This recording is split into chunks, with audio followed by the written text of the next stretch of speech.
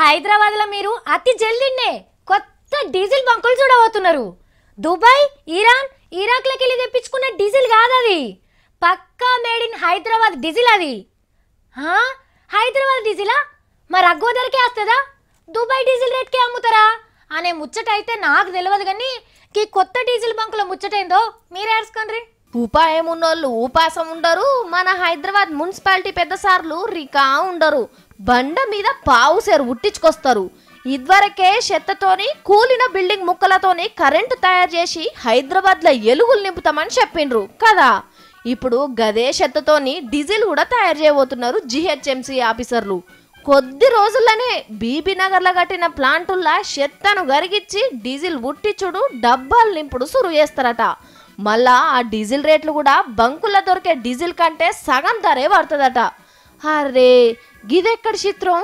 ఎడారి దేశాల్లో బాయిల్లో తోడుకొని తెచ్చే డీజిల్ అని అనుకుంటున్నారు కదా. మనసు ఉంటే మార్గం ఉంటుంది అన్నట్టు మన ఇంజనీర్లందరూ కూర్చొని పొద్దుమా ఆలోచనలు చేసి ప్లాస్టిక్ వస్తువులను గరగదీస్తే డీజిల్ వెళ్ళే ఉపాయం దొరకబట్టిండ్రట. ఆ అగ్వకు డీజిల్ వస్తున్నదని ప్లాస్టిక్ కాగితాలు ఏరుకొని ప్లాంట్ కాడికి పోయారు. ఎందుకంటే ఆ డీజిల్ మీ బండ్లలో పోసుకొని పనికిరాదు, ఫ్యాక్టరీ ఇంజిన్లలోనే పోసుకుంటారట. అయినా ఏం నారాజు కాకుండ్రి, ఎందుకంటే మున్సిపాలిటీ వాళ్ళు మనకు నీళ్ళు ఇస్తే బిల్లులు కడుతున్నాం కదా. గట్లనే మన ఇంట్లో చెత్తతోని డీజిల్ కరెంటు తయారు చేసుకుంటారు కాబట్టి మున్సిపాలిటీ వాళ్ళే పబ్లిక్ కు బిల్లు కట్టే రోజులు వస్తాయి కావచ్చు. గీ మాటేదో తీర పని సురువైనాక పోయి అడగాలి మున్సిపాలిటీ పెద్ద సార్ను.